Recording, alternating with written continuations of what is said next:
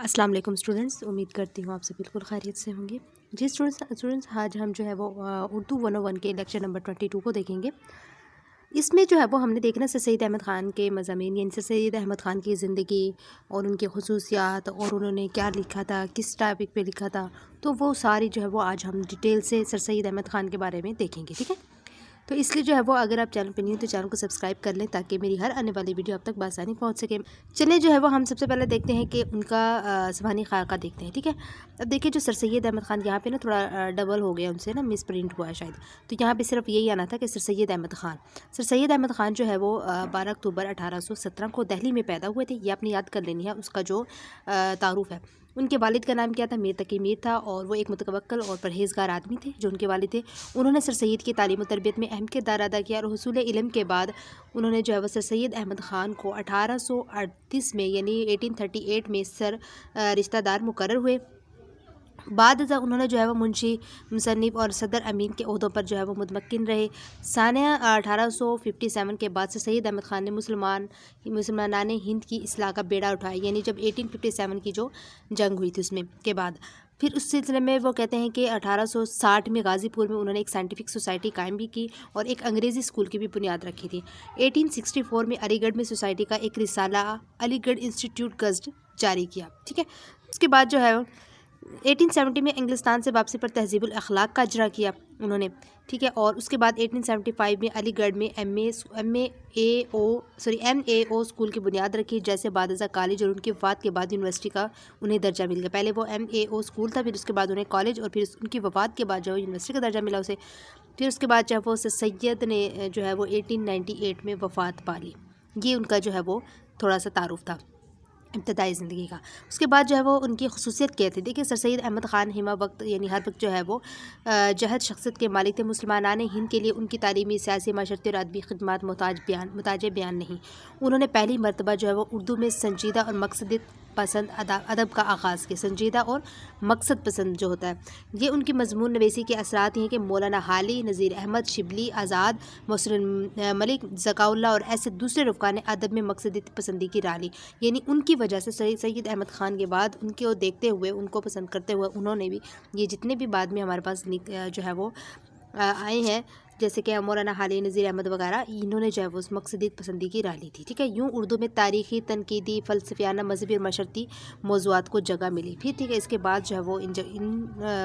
جو ہے وہ مضمون کو جگہ ملی تھی۔ اس کے بعد وہ آپ آ جائیں یہاں پہ اسلوبیاتی اعتبار سے اگر دیکھا جائے تو اسلوبیاتی اعتبار سے سادگی و سلاست تھی ان کے خطوط میں، ان کی خصوصیت میں قدیم الفاظ کا استعمال تھا، انگریزی الفاظ تھے، اور طویل جملہ سازی مضامین سر سید کی نمائندہ خصوصیت۔ جو وہ خط لکھتے تھے ان میں ایک تو سادگی و سلاست ہوتی تھی، قدیم الفاظ، پرانے الفاظوں کا استعمال کرتے تھے، انگریزی کے الفاظ کو بھی استعمال کرتے تھے، اور جملے ان کے جو تھے وہ طویل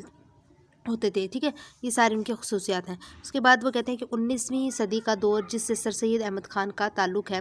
اس پر ہم جو ہے وہ حصہ شعر میں بھی بات کر چکے پچھلے، لیکن اب آپ نے دیکھنا ہے کہ سر سید احمد خان کا تعلق جو کہاں سے ہے وہ 19ویں صدی کا دور سے ہے، ٹھیک ہے۔ یہ آپ نے کوزز کے حوالے سے کر لیں گے۔ اس کے بعد جو ہے وہ آپ آ جائیں یہاں پہ کہ جب 1857 میں جنگ آزادی کے بعد مغلیہ سلطنت کا ٹمٹماتا چراغ ہمیشہ ہمیشہ کے لیے گل ہو گیا تھا، تو مسلمانان ہند جو کم و بیش 1000 سال سے اس سرزمین پر حاکم تھے، محکوم ہو گئے، ٹھیک ہے۔ جب وہ حاکم تھے تو اس کے بعد جو ہے وہ کیا ہو گئے؟ محکوم ہو گئے تھے، ٹھیک ہے۔ تو وہ یہ آپ نے یہ یاد رکھ لینی کہ کس سن میں ہوتا ہے، 1857 کی بات کر رہے ہیں۔ اس کے بعد سر آپ یہاں پہ آ جائیے، جب انہوں نے عملی زندگی میں قدم رکھا سید احمد خان نے، تو 1838 میں تو تب انہیں اس وقت یہ احساس ہو گیا تھا کہ یہ قوم جو ہے وہ زبوں حالی کا شکار ہے، یہ قوم روبہ زوال نہیں بلکہ زوال پا چکی ہے۔ پھر 1857 کی جنگ کا ہنگامہ ہوا، اس کے بعد کیا ہوا؟ تمام کی تمام تاریخ کی کتابیں پاکستان کے حوالے سے لکھی گئی، کوئی بھی ایسی تاریخ کی جس میں مسلمانان ہند کا تذکرہ ملتا ہے، ٹھیک ہے۔ تو اس میں جو ہے وہ یہ سید احمد خان کا بہت بڑا جو ہے وہ اگر کتابوں کے حوالے سے دیکھا جائے بہت بڑا انہوں نے جو ہے وہ ایک رول پلے کیا ہے، ٹھیک ہے، مسلمانان ہند کے لیے۔ اس کے بعد جو ہے وہ اسٹوڈنٹس یہاں پہ سید احمد خان نے مسلمانان ہند کی اصلاح کا بیڑا اٹھایا تھا، ٹھیک ہے۔ تو اس کے بعد جو ہے وہ یہ آپ نے یاد رکھ لینا کہ کس چیز کا بیڑا اٹھایا تھا، اصلاح کا بیڑا اٹھایا تھا، یعنی مسلمانان ہند جو تھے وہ اگر غلطی پہ تھے تو انہوں نے اس اصلاح کی راہ دکھائی تھی۔ اگر ہم صحافت کی بات کریں تو سر سید احمد خان کی صحافتی خدمات کے بغیر صحافتی تاریخ مکمل نہیں ہوتی۔ صحافت کی بات کریں تو سر سید احمد خان کی جو صحافتی خدمات تھی اس کے بغیر جو ہے وہ یہ صحافت کی تاریخ مکمل نہیں ہوتی، یہ آپ نے یاد رکھ لینا ہے۔ اس کے بعد وہ کہتے ہیں کہ مگر بدقسمتی کی بات یہ ہے کہ اس طریقے کے نتیجے میں ہمیں سر سید احمد خان کو، وہ سر سید احمد خان کے جنہیں آج ہم نظریہ پاکستان کا بانی بھی کہتے ہیں، آج ہم مملکت خداداد پاکستان کا حقیقی بانی بھی کہتے ہیں، یہ آپ نے یاد رکھ لینا کہ سر سید احمد خان کو، سوری یہاں سے ہے، سر سید احمد خان کو جو ہے وہ کیا کہا جاتا ہے، ایک نظریہ پاکستان کا بانی بھی کہا جاتا ہے اور پاکستان کا حقیقی بانی بھی کہتے ہیں، ٹھیک ہے، یہ آپ نے یاد رکھ لینا ہے۔ اس کے بعد جو ہے وہ سر سید احمد خان نے 1857 کے فور بعد محسوس کیا تھا کہ جو ہے وہ انگریزوں کے ہاں پائی جانے والے مسلمانوں کے حوالے سے منافرت کو ختم کیا جائے اور کم از کم کچھ ایسا کیا جائے کہ اس میں کمی آ جائے، یعنی انگریزوں نے جو ہے وہ مسلمانان ہند کو بھی اپنا غلام بنا لیا تھا۔ اس کے بعد انہوں نے جو ہے وہ اسباب بغاوت ہند کے نام سے ایک رسالہ لکھا تھا، ٹھیک ہے، یہ یاد رکھ لینا، اسباب بغاوت ہند کے نام ایک رسالہ لکھا جس میں انہوں نے وہ تمام اسباب جمع کیے جس کے نتیجے میں 1857 کا ہنگامہ ہوا۔ اس میں انہوں نے انگریزوں کو اس بات کا احساس دلانے کی کوشش کی کہ دراصل اس ہنگامے کی ساری ذمہ داری صرف مسلمانوں پر عائد نہیں ہوتی بلکہ اس میں بہت سی غلطیاں انگریزوں کی بھی تھی، رسالہ لکھنے کی یہ وجہ تھی، ٹھیک ہے، تو یہ آپ نے جو ہے وہ یہاں تک کمپلیٹ لکھ لینا ہے۔ اور پھر اس میں مسلمانوں کے ساتھ ہندو بھی شریک تھے، اسی طرح انہوں نے مسلمانوں کی تعلیمی بہتری کے لیے بھی کوشش کرنے کا سوچا تھا۔ اس کے بعد سنو صاحب یہاں پہ آ جائیں، انہوں نے جو ہے وہ غازی پور میں ایک مدرسہ قائم کیا، پھر مراد آباد میں مدرسہ قائم کیا، پھر اس کے بعد سائنٹیفک سوسائٹی کا قیام عمل میں آیا، پھر ہم نے دیکھا کہ محمڈن اینگلو اور اورینٹل اسکول موروث وجود میں آیا، ٹھیک ہے، اور بعد ازاں یعنی اس کے بعد جو ہے وہ اسکول کالج بنا اور پھر ان کی وفات کے بعد اسی کالج کو انہوں نے جو ہے وہ یونیورسٹی کا درجہ دے دیا گیا گورنمنٹ نے، ٹھیک ہے۔ اور مسلم یونیورسٹی آف علی گڑھ نے دراصل پاکستان کی تاریخ پاکستان میں ناقابل فراموش کردار ادا کیا، یہ اپنے یاد کر لینا ہے۔ اس کے بعد اگر صحافتی خدمات کی بات کی جائے تو تہذیب الاخلاق علی گڑھ انسٹیٹیوٹ گزٹ اس کی بہترین مثال ہے، یہ آپ نے یاد کر لینا ہے۔ اور اس کے بعد جو ہے وہ علی گڑھ انسٹیٹیوٹ گزٹ بالخصوص تہذیب الاخلاق، یہ وہ رسائل ہیں جو ان کی ادبی خدمات کے حوالے سے بھی زیر بحث آتے ہیں، کیونکہ سر سید احمد خان کے تقریباً تمام تر مضامین اور مقالات انہی رسائل میں چھپے تھے۔ میں مین جو امپورٹنٹ چیزیں نا اسٹوڈنٹس میں آپ سے جسٹ وہی ڈسکس کرتی ہوں، باقی آپ لوگوں کو سمجھ تو آ جاتی ہے کہ مطلب اردو لکھی ہوئی ہے، لیکن جب اسٹوڈنٹس کو پتہ نہیں چلتا کہ کیا چیزیں یاد کریں کیا نہیں، تو میں نے اسی لیے جو ہے وہ ہائی لائٹڈ چیزیں کی ہوئی ہیں تاکہ آپ کو آسانی سے جو آپ جو ہے وہ اپنی پریپریشن کر سکیں۔ وہ کہتے ہیں کہ بعض اوقات لوگ یہ کہتے ہیں کہ ان کی مضامین میں ادبیت نہیں پائی جاتی، یعنی ادب نہیں ہے، تو ان مضامین کا اسلوب ادبی تھا ہی نہیں، انہوں نے ادب پہ لکھا ہی نہیں تھا، تو اس کی بنیادی وجہ کیا تھی، یہ تھی کہ ان کے نزدیک کبھی بھی ادب تخلیق تھا ہی نہیں، بلکہ وہ تو مسلمانوں کو خواب غفلت سے بیدار کرنا چاہتے تھے، یعنی جو مسلمان سوئے ہوئے تھے ان کو بیدار کرنا ان کا مقصد تھا، ادب نہیں مقصد تھا، ٹھیک ہے، تو یہ بات ہے، یہ یاد رکھ لیجئے گا کہ انہوں نے کیوں جو ہے وہ اس طرح لکھا تھا۔ اس کے بعد اسٹوڈنٹس وہ کہتے ہیں کہ انسائکلوپیڈیا بریٹنکا میں لکھا گیا ہے کہ ادب کی ایک صنف کی حیثیت سے مضمون اوسط لمبائی کا ایک ایسا ادب پارہ ہے جو عموماً نثر میں ہوتا ہے اور اس میں سہل یعنی آسانی اور سرسری انداز میں کسی موضوع سے اور سچ پوچھے تو صرف اسی موضوع سے بحث کی جاتی ہے جو لکھنے والے کو متاثر کرتا ہے، ٹھیک ہے، یہ آپ نے یاد رکھ لینا کہ انسائکلوپیڈیا بریٹنکا میں کیا جو ہے وہ لکھا گیا ہے، تو آپ نے یہ اس کی جو ہے وہ تعریف، مضمون کی تعریف یاد رکھ لینی ہے۔ اس کے بعد جو ہے وہ اسٹوڈنٹس آپ آ جائیے یہاں پہ نیچے،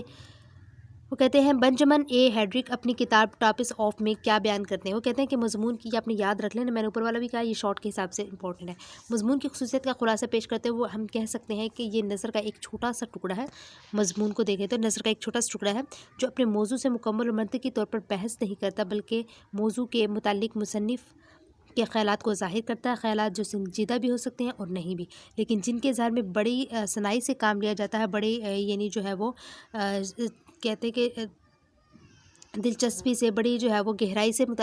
کام لیا جاتا ہے، تو عام طور پر مصنف کی شخصیت کا کسی نہ کسی حد تک انکشاف کرتا ہے اور اس لحاظ سے شاعری میں گیت سے مشابہ بھی ہے، یہ یاد کر لیجئے گا اسٹوڈنٹس۔ اور اس کے بعد وہ کہتے ہیں کہ شاعری میں لیرکس مشابہ ہوتے ہیں، تو یہ بتاتا چلوں کہ لیرکس کا اردو ترجمہ گیت ہے اور گیت کو ہم کیا کہتے ہیں، لوز پوئٹری کہتے ہیں، تو لوز پوئٹری آپ کا ایز اے MCQز امپورٹنٹ ہے۔ اب لوز پوئٹری کیا مطلب، لوز پوئٹری اگر منفی سینس میں نہ لی جائے،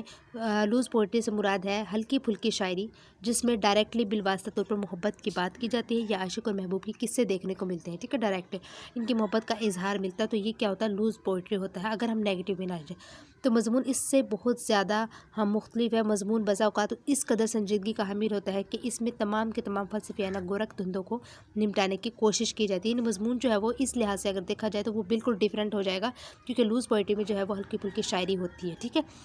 یہ آپ نے امپورٹنٹ بات یاد کر لینی ہے۔ اس کے بعد جو ہے وہ ایسے اور ٹائپس آف ایسے جو ہے ہیڈرک نے مضمون کی 6 اقسام بیان کی۔ ہیڈرک نے کتنی 6 اقسام بیان کی ہے ٹائپس آف ایسے میں۔ مضمون کی اقسام کتنی ہے، یہ 6 آپ نے امپورٹنٹ ہے، یاد کر لیجیے گا شارٹ کے حساب سے، کوئز کے حساب سے، کہ ایک تو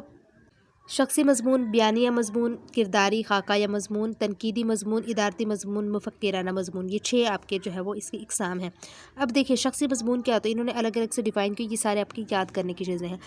شخصی مضمون وہ مضمون ہے جس میں کسی شخصیت پر روشنی ڈال سکتے ہیں، یعنی کسی شخصیت کا خاکہ ہم نہیں پیش کرتے ہیں لیکن اوصاف پر بات کرتے ہیں، ٹھیک ہے، جیسے آپ میرے بارے میں کچھ بھی بات کر سکتے ہیں، شخصی مضمون ہو گیا یہ، ٹھیک ہے، تو یہ جو ہے یعنی آپ میرے اوصاف کے بارے میں نے کیسے پڑھائی یا میں نے کیسے ٹیچ کیا، مطلب یہ ساری جو چیزیں آپ کسی ایک شخص کے بارے میں بیان کرتے ہیں تو یہ آپ کا شخصی مضمون ہو جاتا ہے۔ بیانیہ مضمون وہ مضمون ہے جس میں خاص موضوع پر ہلکے پھلکے انداز میں کسی بحث و تمہیز کے بغیر اپنے خیالات کا اظہار کیا جاتا ہے، وہ بیانیہ مضمون ہوتا ہے، ٹھیک ہے، ہلکے پھلکے انداز میں کرنی ہوتا ہے اپنے خیالات کا اظہار۔ کرداری خاکہ یہ کرداری مضمون کیا ہوتا ہے، اس مضمون کو کہتے ہیں جس میں مضمون نویس کسی شخصیت کا سراپا پیش کرتا ہے، اس کے کردار کی خصوصیت پر روشنی ڈالتا ہے، کچھ اس کی ہیت کچھ یوں ترتیب دیتا ہے کہ ہمارے سامنے اس شخصیت کا مکمل خاکہ آ جاتا ہے کہ اس کے متعلق بنیادی آگاہی حاصل ہوتی ہے جس پر مضمون نویس لکھ رہا ہوتا ہے، ٹھیک ہے۔ تنقیدی مضمون اس مضمون کو کہتے ہیں جس میں کسی بات کا کسی موضوع کا تجزیہ کیا جاتا ہے، یعنی اس کے محاسن و معائب پر روشنی ڈالی جاتی ہے، یعنی اس پر تھوڑا تنقید بھی کیا جا سکتا ہے، یعنی کہ ہم کسی بات کہہ دیتے ہیں کہ یہ ایسا نہیں، اس طرح مطلب کوئی تنقیدی جائزہ لے کر تنقید کی جاتی ہے اس پہ۔ اور اس کے بعد جو ہے وہ کہتے ہیں یعنی محاذ اگر برائیاں توضیح و تشریح وضاحت، یعنی اس کو آسان الفاظ میں پیش کرنا، کسی مشکل موضوع کو آسان روی سے بیان کرنا تنقیدی مضمون کہلاتا ہے، ٹھیک ہے۔ اس کے بعد آ جاتا ہے ادارتی مضمون۔ ادارتی مضمون کیا ہوتا ہے، ٹپیکلی صحافتی چیز ہے جس میں کہ لکھا جاتا ہے کہ آپ جانتے ہیں کہ اخبارات کے شروع میں ہی اداریہ ہوتا ہے جس میں مدیر اخبار کا اپنے خیالات کا اظہار کرتا ہے، ٹھیک ہے، مدیر جو ہے وہ اخبار کا اپنے خیالات کا اظہار کرتا ہے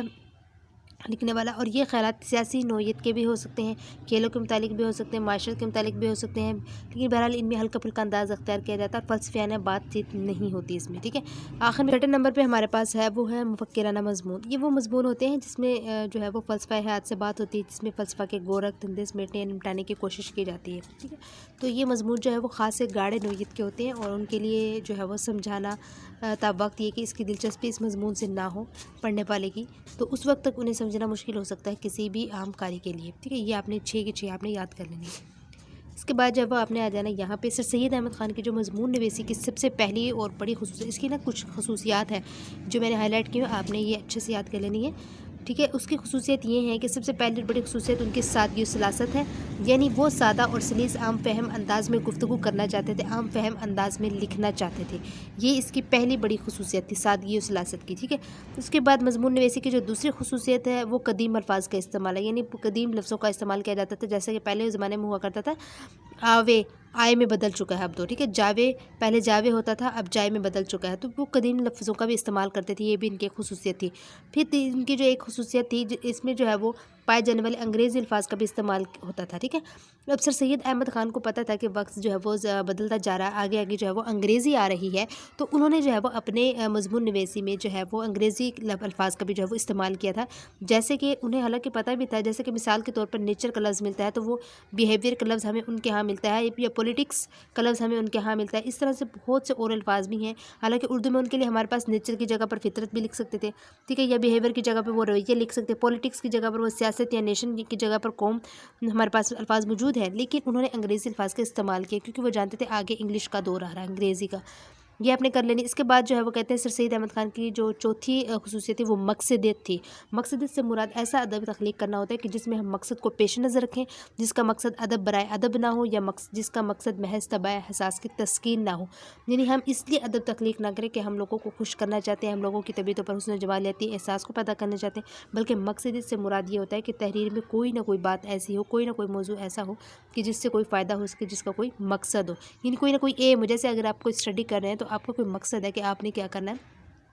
آپ نے جاب لینی ہے، آپ جو ہے وہ اچھی جاب پہ جا سکتے ہیں، یا آپ جو ہے وہ آپ شعور کے لیے پڑھ رہے ہیں، تو کوئی نہ کوئی مقصد ہوتا ہے ہر چیز کا، تو ان کے لیے بھی جو ہے وہ ایک چوتھی خصوصیت مقصدیت تھی۔ اس کے بعد سر سید کی اگلی جو خصوصیت وہ یہ ہے کہ اصلاح یعنی قوم اور معاشرت کی اصلاح۔ سر سید احمد خان اپنے مضامین کے ذریعے قوم اور معاشرے کی اصلاح چاہتے تھے، ٹھیک ہے، تو یہ ان کی ایک خصوصیت تھی، بہت جو ہے وہ اچھی خصوصیت ہے اگر دیکھا جائے تو۔ جیسے کہ وہ کہتے کہ مذہب اور معاشرت، رسم و رواج کی پابندی کے نقصانات، راہ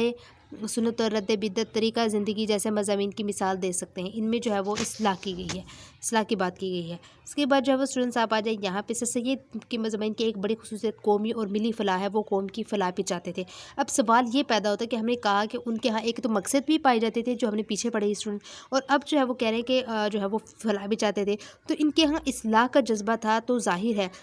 اس کا منطقی نتیجہ بھی فلاح ہی ہوگا۔ لیکن اس بات کو الگ سے بحث کرنے کا، الگ سے اس کو مینشن کرنے کا بنیادی مقصد یہ ہے کہ سر سید احمد خان نے ایسے بہت سے مضامین لکھے کہ ہم اصلاح اور فلاح دونوں کو الگ کر کے دیکھ سکتے ہیں، ٹھیک ہے۔ یہ ہے اصلاح، اور جب وہ یہ ہمیں بتاتے تھے کہ ہمیں کیا کرنا چاہیے، تو یہ فلاح، یہ ہے فلاح، اس انداز سے بات کریں تو اس تناظر میں اگر بات کریں تو ہم دیکھ سکتے ہیں، ٹھیک ہے، تو وہ اصلاح اور فلاح دونوں کی بات کرتے ہیں۔ یہ بھی بہت ہی اچھی ان کی جو ہے وہ خصوصیت تھی۔ اس کے بعد جو ہے وہ سر سید کے مضامین کی ایک بڑی خصوصیت ان کے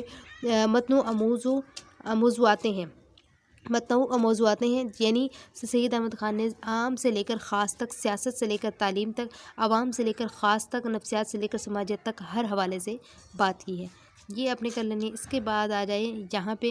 ملا وجی کی سب رس کو ہم نے ایک تمثیلی قصہ کہا تھا۔ تمثیلی قصے سے مراد ایسا انداز ہے جس میں نثر نگار جو ہے وہ خصوصیات یا صفات کو کرداروں کے طور پر پیش کرتا ہے، یعنی ملا وجی نے عقل، عشق، حسن اور طمع، لالچ، حرص وغیرہ کو بطور کردار پیش کیا تھا، تو یہ بھی جو ہے وہ ایک اس کی امپورٹنٹ خصوصیات میں سے شامل ہے۔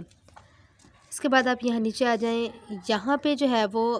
بہت سے ان کے جو تمثیلی انداز میں انہوں نے مضمون لکھے تھے، ان میں سے یہ ہے جیسے کہ پا سکتے گزرا ہوا زمانہ، بحث و تکرار، وحشیانہ نیکی اور امید کی خوشی۔ اب وہ کہتے ہیں کہ سر سید کے مضمون نویسی کی ایک اور یہ بھی خصوصیت تھی کہ ان کی پرتاثیر اثر انگیزی ہے، ٹھیک ہے، یہ اپنے کر لینے خصوصیت، اس لیے ان کو جو ہے وہ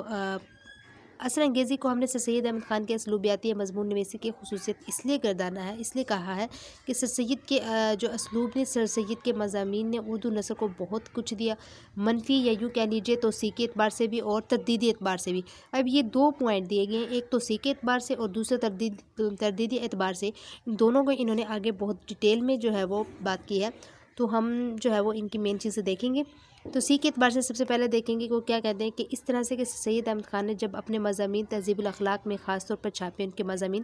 شائع ہوئے، ٹھیک ہے، اس طرح یہ سر سید کے رفقائے کار میں خاص طور پر مولانا حسین علی، شبلی نعمانی، ڈپٹی نذیر احمد، محمد حسین آزاد، مولوی ذکاء اللہ، ایسے بہت سارے جو ہے وہ ان کے سیکنڈری صنف کی بات کریں تو نواب محسن الملک، نواب وقار الملک اور ایسے بہت سارے دوسرے ہمارے ہاں ادیب آتے جنہوں نے سر سید کی پیروی کی، یہ تو اسی کے اعتبار سے جو ہے وہ ہوا تھا۔ اس کے بعد سر سید کی مضمون نویسی نے ایک پوری تحریک کو جنم دیا جسے ہم علی گڑھ تحریک بھی کہتے ہیں، کس کی وجہ سے ہوا تھا؟ مضمون نویسی نے پوری تحریک کو جنم دیا تھا۔ اس کے بعد آ جاتے ہیں یہاں پہ سر سید خان کی مضمون نویسی ایسی تھی کہ جس نے حالی سوانح عمریوں کی طرف ابھارا، جس نے محمد حسین آزاد کو تنقید نگاری یا تاریخ نگاری کی طرف ابھارا، اور باقی مولوی ذکاء اللہ یا وحید الدین سلیم یا مولوی چراغ حسن جیسے لوگوں نے مضمون نویسی کے ذریعے ان کے مقصد کو آگے بڑھایا۔ اب ان کی ہی سر سید احمد خان کی مضمون نویسی کی وجہ سے ہی بہت سارے ایسے ہمارے سامنے ادیب آئے۔ اس کے بعد جو ہے وہ آپ نے یہاں پہ آ جانا ہے کہ جو اگر مولانا الطاف حسین حالی کی بات کی جائے، عمریوں کا مطالعہ کیا جائے، تو انہوں نے جو لکھی تھی ایک حیات جاوید جو کہ سر سید احمد خان پر ہی لکھی گئی تھی، حیات غالب لکھی گئی جو اسد اللہ خان غالب پر لکھی گئی، حیات سعدی لکھی گئی، جو ان سب تحریروں میں ان سب سوانح عمریوں میں ہم دیکھتے ہیں کہ سادگی اور سلاست کو خاص طور پر ملحوظ خاطر رکھا گیا، کیونکہ یہ جو تھے شاگرد سر سید احمد خان کے ہی تھے، انہوں نے ان کو ہی جو ہے وہ دیکھتے ہوئے اس چیز کو آگے جاری رکھا۔ اگر آپ ڈپٹی نذیر احمد کی بات کریں، ان کے ناولوں کا مطالعہ کریں، تو ان میں سے ہر ناول ہمیں اصلاح کے لیے لکھا نظر آتا ہے، کیونکہ یہ ایک خصوصیت تھی سر سید احمد خان کی، اور شاید یہی وہ وصف ہے جو ڈپٹی نذیر احمد کو کسی حد تک ناکام ناول نگار بھی بناتا ہے۔ اس کے بعد آپ یہاں پہ آ جائیں، وہ یہ بات تھی کہ وہ چاہتے نہ چاہتے سر سید احمد خان کے زیر اثر تھے، وہ چاہتے نہ چاہتے اصلاح پر بھی قائم تھے، وہ چاہتے نہ چاہتے اس قوم کو بیدار بھی کرنا چاہتے تھے۔ اب یہاں پہ آ جائیں آپ، اس کے بعد جو امراۃ العروس ہے، انہوں نے اپنی بچیوں کے لیے، اپنی بیٹیوں کی اصلاح کے لیے لکھا تھا امراۃ العروس، یہ آپ نے پوائنٹ یاد کر لینا ہے۔ اس کے بعد آپ آ جائیں یہاں پہ افسانہ مبتلا، بنات النش یا توبۃ النصوح، وہ تمام ناول ہیں ڈپٹی نذیر احمد کے، جس میں وہ بہرحال کسی نہ کسی طور پر اصلاحی رویے پر ہی ہمیں نظر آتے ہیں، ٹھیک ہے۔ اس کے بعد آپ یہاں پہ آ جائیں، اگر ہم شبلی نعمانی کی بات کریں تو یہ پورا پوائنٹ آپ کا یہاں تک آ جاتا ہے، ٹھیک ہے۔ یہ آپ کا بہت ہی اتحاد سے یاد کرنے والا ہے کہ شبلی نعمانی کی بات کی جائے تو انہوں نے سیرت نگاری کے ذریعے مسلمانوں کی اصلاح کا بیڑا اٹھایا۔ انہوں نے ضخیم کتاب جو مختلف جلدوں پر مشتمل ہے، یعنی سیرت النعمان کی ہم بات کر رہے ہیں، جس میں انہوں نے آپ صلی اللہ علیہ وسلم کی مکمل سیرت لکھی، اور ایک ایسی شخصیت نے حضور اکرم صلی اللہ علیہ وسلم کی شخصیت لکھی جو ٹیپیکل مولویت سے پاک تھا، شبلی مذہب کے قریب تھے، لیکن انہوں نے جدید تقاضوں اور جدید انداز کو مد نظر رکھتے ہوئے رکھتے ہوئے سیرت النعمان لکھی، ٹھیک ہے۔ اور اسی طرح اگر سیرت النعمان کے علاوہ اگر ہم بات کریں تو انہوں نے حضرت عمر فاروق کی سیرت پر لکھا، پھر انہوں نے عمر بن عبدالعزیز کی سیرت پر لکھا، انہوں نے مختلف عظیم ہستیوں کو، اسلامی تاریخ کی عظیم ہستیوں کی سیرت لکھ کے مسلمانوں کو وہ آئینہ دکھانے کی کوشش کی جس سے وہ روگردانی کر رہے تھے۔ انہوں نے مسلمانوں کو یہ دکھانے کی کوشش کی ان کا ماضی کیا تھا اور اب وہ کیا ہو گئے، ٹھیک ہے۔ یہ شبلی نعمانی کی جو ہے وہ سیرت نگاری تھی۔ اگر ہم حسین آزاد کی بات کریں تو محمد حسین آزاد نے تاریخ نویسی کی، انہوں نے آب حیات کے نام سے کتاب لکھی، جس میں ہم اردو کی کسی طور پر پہلی تاریخ بھی کہہ سکتے ہیں یا ایسی کتاب کہہ سکتے ہیں جو تذکروں اور تاریخ کے درمیان کی چیز تھی، ٹھیک ہے، جس میں باقاعدہ طور پر اردو میں تاریخ نویسی کا آغاز ہوا تھا، اور وہ کہاں سے ہوا تھا؟ حسین آزاد نے ہی کیا تھا، اور ادبی تاریخ نویسی کی طرف لوگوں نے توجہ دینا شروع کی تھی۔ پھر ان کے مضامین یعنی نیرنگ خیال میں پائے جانے والے نیرنگ خیال میں شامل تمثیلیں ہیں، جس میں انہوں نے معنوی اسلوب میں اپنے خاص مقاصد کو حاصل کرنے کی کوشش کی تھی، ٹھیک ہے۔ اس کے بعد آپ آ جائیں یہاں پہ سید احمد خان کی جو تحریک ہے وہ سید احمد خان کی فکر کا پہلا نقطہ تھا، یہ آپ نے یاد رکھ لینا۔ اس کے برعکس اگر تردیدی اعتبار سے بات کی جائے وہ تو ہم نے توثیقی لحاظ سے دیکھا تھا، تو ہمارے سامنے بہت سے نمونے ہیں، جیسے مثال کے طور پر سب سے پہلا نام اس سلسلے میں اکبر الہ آبادی کی شاعری کے حوالے سے لیا جاتا ہے، جو کہ تمام عمر سے سید احمد خان کے مخالفوں میں شمار کیے گئے ہیں، ٹھیک ہے۔ یہ تردیدی اعتبار سے آ جائے گا۔ ان کا ڈفرینس آپ سے پوچھا جا سکتا ہے۔ طنز و ظرافت پر مبنی ادب، طنز و ظرافت پر مبنی ادب وہ ادب تھا جس میں خاص طور پر اکبر الہ آبادی ان کا نام آتا ہے۔ منشی سجاد حسین جنہوں نے عود پنچ میں بھی کام کیا تھا، ان کا نام آتا ہے، اور عود پنچ اخبار بذات خود یعنی عود پنچ ایک ایسا اخبار تھا جو سید تحریک کی یا کسی حد تک ہم کہہ سکتے ہیں کہ رد میں جو ہے وہ سامنے آیا تھا۔ اس کے بعد آپ نے جو ہے وہ 19ویں صدی کے بعد 20ویں صدی کا آغاز ہوا تو علی گڑھ تحریک کے رد عمل میں رومانوی تحریک بھی ابھری تھی، یہ آپ نے جو ہے وہ یاد کر لینی ہے۔ اس بات پر اگر مجموعی طور پر بات کی جائے تو یہ سارا ہمارے پاس سید احمد خان کی مجموعی زندگی کا حوالہ ہے کہ ایک شخص نے اردو نثر کو کچھ ایسا متاثر کیا، یا اگر ہم یہ کہہ دیں کہ اردو ادب کو ایسا متاثر کیا کہ پورے یورپ کا ادب کا ڈھانچہ یا اس کا رجحان ہی بدل گیا، تو یہ اسٹوڈنٹس آپ نے یہ سارا آپ نے ریڈ کرنا اور اس کو اچھے سے یاد بھی کرنا ہے، ان کی مجموعی جو ہے وہ زندگی کا حوالہ دیا گیا۔ اس کے بعد ڈاکٹر سید عبداللہ نے اپنی کتاب وجہ سے عبدالحق تک میں جو لکھا تھا اس کا مفہوم کچھ ایسے ہے کہ یہ سارا انہوں نے لکھا ہے، آپ نے یہ بھی یاد کرنا ہے کہ ڈاکٹر عبداللہ نے کیا لکھا تھا سید احمد خان کے بارے میں۔ انہوں نے مضامین کی ادبی جسامت کچھ ہو نہ ہو لیکن بہرحال ان کی عظمت سے انکار ممکن نہیں، یعنی اگر ہم اس بیان کی تفہیم کریں تو ٹھیک ہے، اس کا مطلب ہے کہ ہم ان کے ادب پر جو ہے وہ اعتراض کر سکتے ہیں، لیکن ان قدیم الفاظ کبھی انگریزی الفاظ کبھی اسپاٹ لہجہ کھردر لہجہ لمبے لمبے جملے ایسے تھے، ٹھیک ہے۔ اس کے بعد جو ہے وہ اگر ہم حامد حسن قادری جو ہے وہ اپنی کتاب میں لکھتے ہیں کہ داستان تاریخ اردو، انہوں نے ان کی کتاب کا نام ہے داستان تاریخ اردو، تو انہوں نے جو اپنی کتاب میں لکھا ہے وہ یہ لکھا کہ ان کی زندگی جو ہے وہ سراسر عمل اور جدوجہد تھی، انہوں نے حالی اور شبلی کی طرح کوئی شوقیہ کتاب نہیں لکھی، ان کی تمام تر جو تصانیف تھی مقصدی تھی، اور مقصد تھا مناظرہ اور مباحثہ، اصلاح اعمال، اخلاق، اشاعت، علم و تعلیم، فلاح قوم و مذہب، اس لیے تقریباً ہر جگہ ان کی تحریر میں خطابت و صحافت نمایاں اور ہر جگہ ان کی قدامت جلوہ گر ہے، ٹھیک ہے۔ اس کے بعد جو ہے وہ حامد حسن قادری نے دو بنیادی عوامل کی طرف اشارہ کیا ہے، ایک تو انہوں نے صرف تحریر کو الفاظ کا وسیلہ اظہار بنایا تھا، اور دوسری جو بات وہ کہتے ہیں کہ ان کے ہاں خطابت اور صحافت نمایاں اور ہر جگہ ان کی قدامت جلوہ گر ہے، یہ تھے۔ تو یہ جو تھا آپ کا لیکچر نمبر 22 تھا، تو یہاں تک آپ کا لیکچر 22 کمپلیٹ ہو جاتا ہے، اور جتنی بھی یہ جو میں نے ہائی لائٹڈ اور چیزیں بتائیں سر جسٹ آپ وہی کر لیجیے گا، انشاءاللہ آپ کا پیپر میں ہو جائے گا، ٹھیک ہے۔ Okay, thank you so much and Allah حافظ۔